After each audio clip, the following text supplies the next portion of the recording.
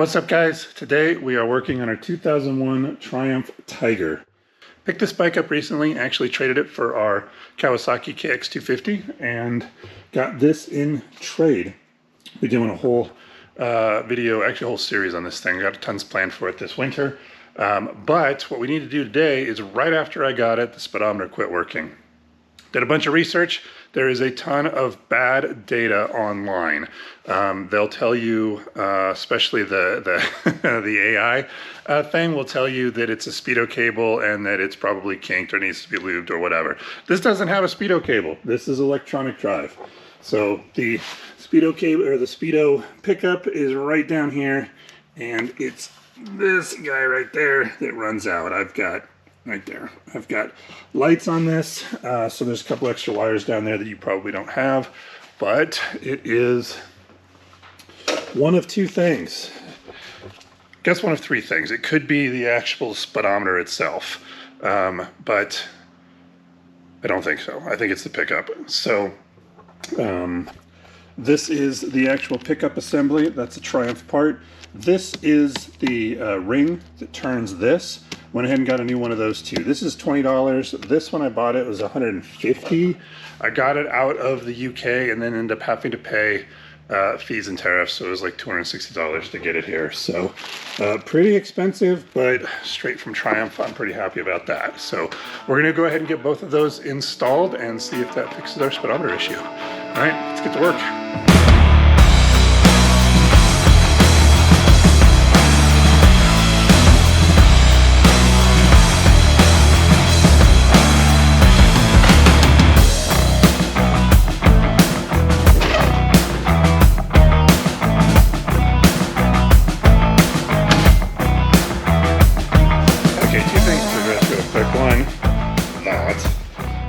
That is 200 mile an hour tape. Part of the reason why I got the bike in trade for the KX is because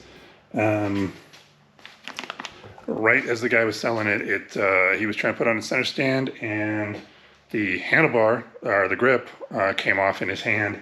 He fell backwards, tripped over his trailer, dropped the bike, and that part of the bike fell on the trailer. So I put speed tape over it. We're in the process of getting a new one of these, and that's also part of well, we're going to be making one. We got two items in the work, but those will be part of the winter overhaul on this thing.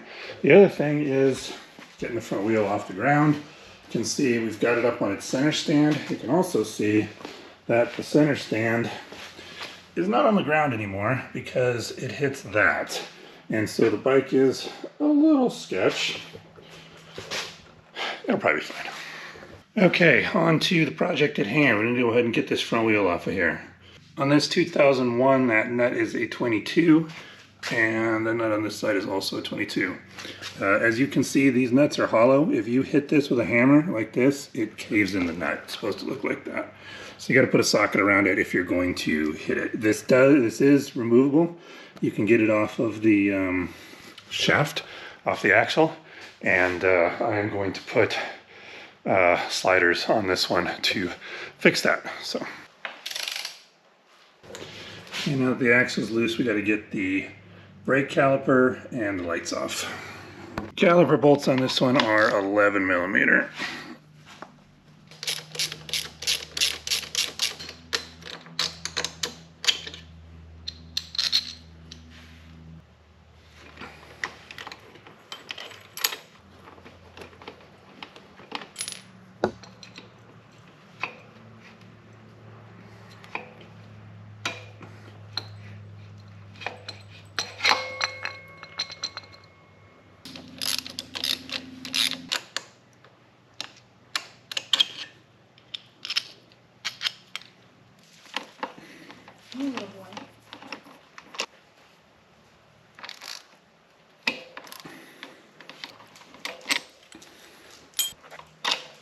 You'll tell me the valve latch, but not the fucking...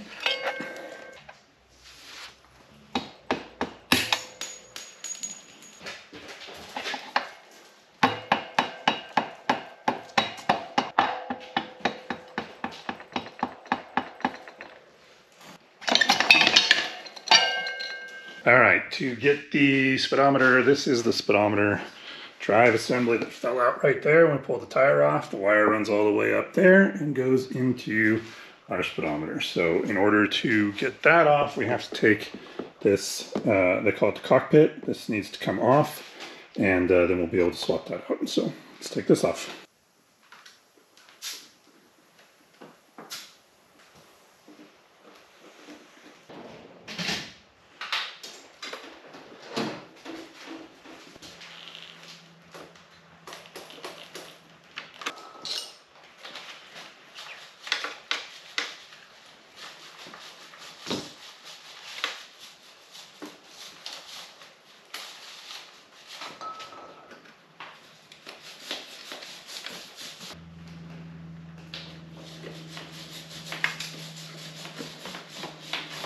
Okay, this panel has to come off in order to get the cockpit off, and it has that piece right there, which goes through right here, which you really need to be able to move the steering wheel to get to. I was able to get to them with a ball end on this, but it was not enjoyable. So I would say when you're doing this, pull the cockpit first, then pull the front wheel.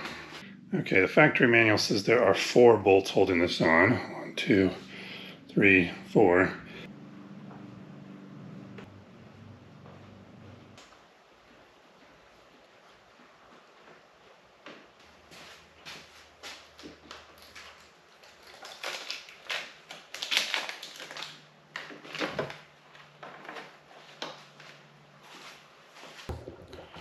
So yours will come off much easier. You're going to speed tape all over it. So, okay, so that is the wire that we're going to have to unplug to replace this. And I just wanted to see if you could get to it with the headlight assembly in place. And I don't think so. It's pretty far up there, as you can see, or maybe you can't see, but it is. I don't think it's reachable. I think you need to pop this to be able to reach it.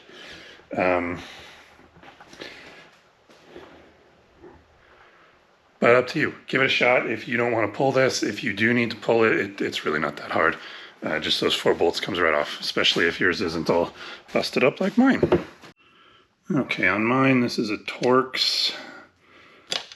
So I'm using one of my Torx keys to undo that.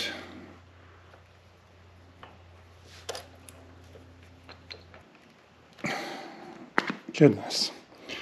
All right, there's a little clip right there. It's got to be pushed down. Mine was very, very tight. But I guess it stays nice and waterproof that way.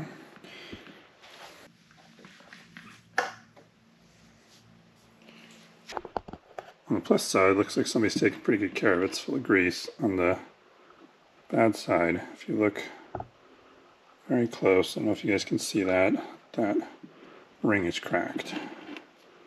So I don't think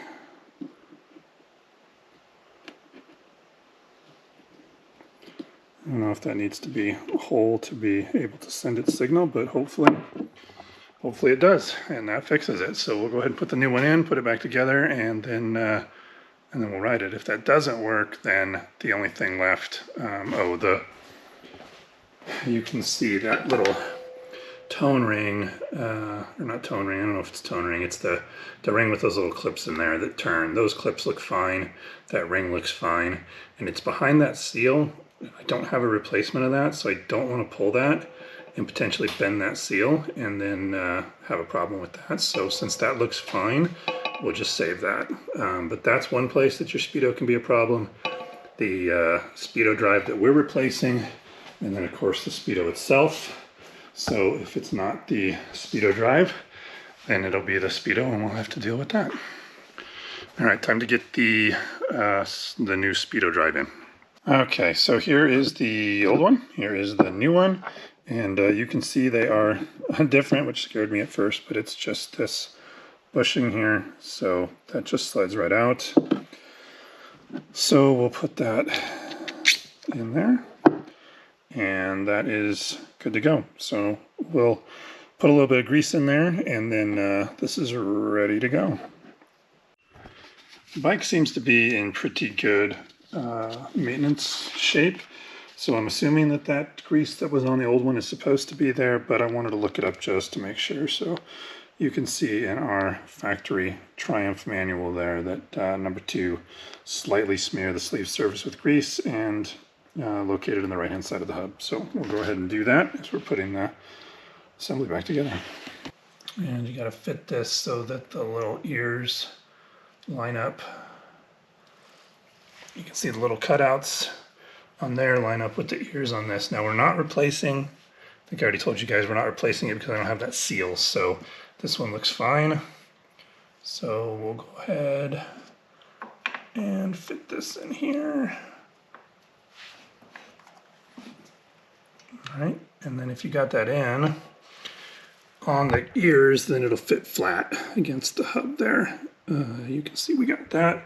So that is in the right spot. And then there is, turn this, there's a, you can see there's a, oops, right there. There's a little cutout right here where I've got my finger, and that has to go into, there's a cutout right there. That has to go in there. That keeps that hub thing from trying to spin around while the bike's front wheel's moving. All right, got our axle greased up. Put that in there.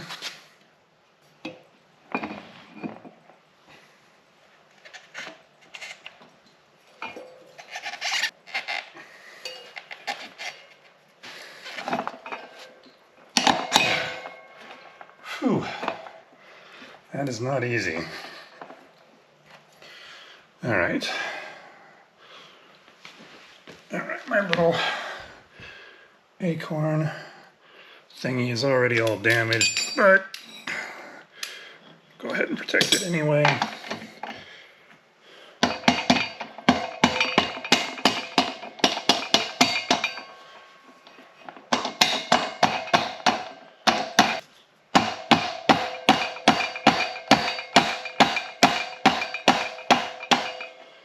There we go.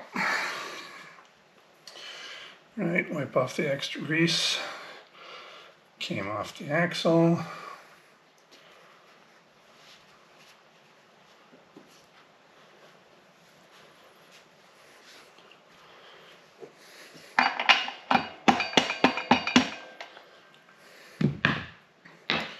Voila. Okay, now we'll go ahead and put the front end back together so that, or the wheel back together, put the brakes back on, put the lights back on, and then that'll give us the proper length to run the cable back up where it's supposed to go once all the other stuff's back in place. So go ahead and get all that lined up so that we can then drop the bike back down on its front wheel, which will make putting the cockpit back together much easier.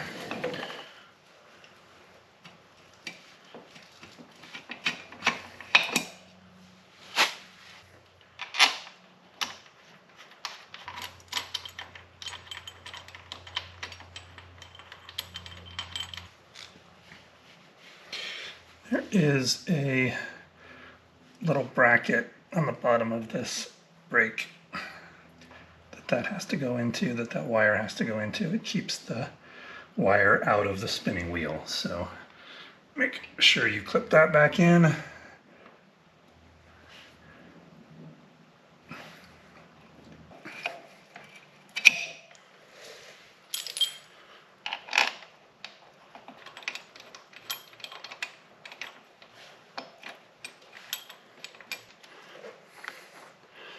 All right, now everything's on there finger tight.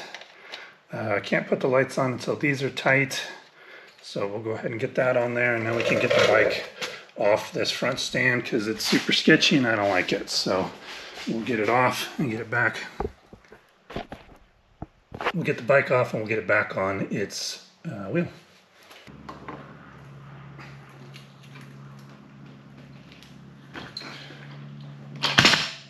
There we go. 60 Newton meters on this.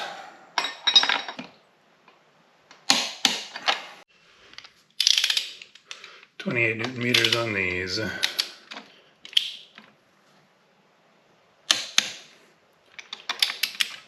And this one's a little tough because you got to get the light exactly straight up and down.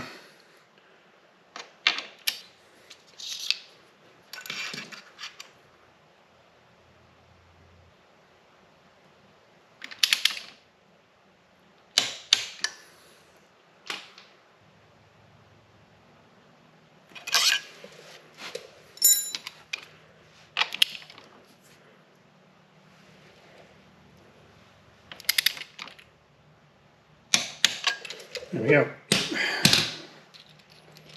Okay, and then the other difficult part with the lights is we got to get them so that they're pointing forward and not off to the sides.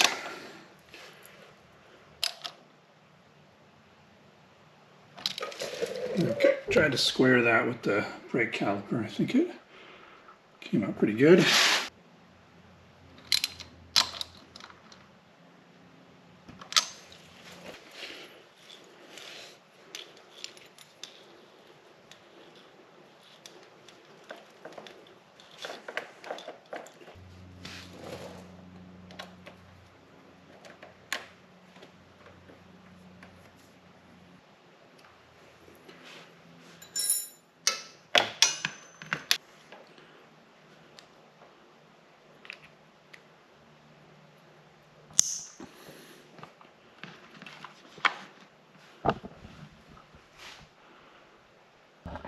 Okay, got our cable management all squared away and got everything tucked up and looking sharp there.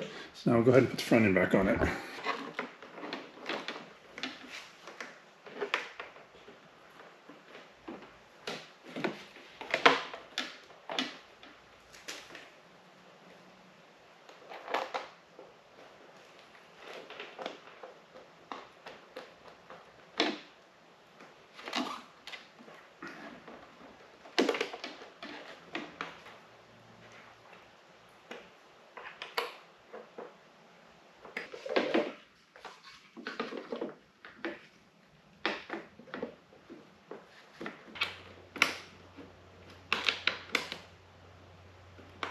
Okay, got the cockpit back on. Had to turn on the air conditioning right there. Hope that is not too loud for you guys. Now we're going to put the windscreen on and then we'll be ready to road test it. And a busted windshield screw with the piece still broken off in there, but we got a brand new one from Triumph. So we'll go ahead and replace that while we're fixing the windshield. Go ahead and fix that while we're replacing the windshield.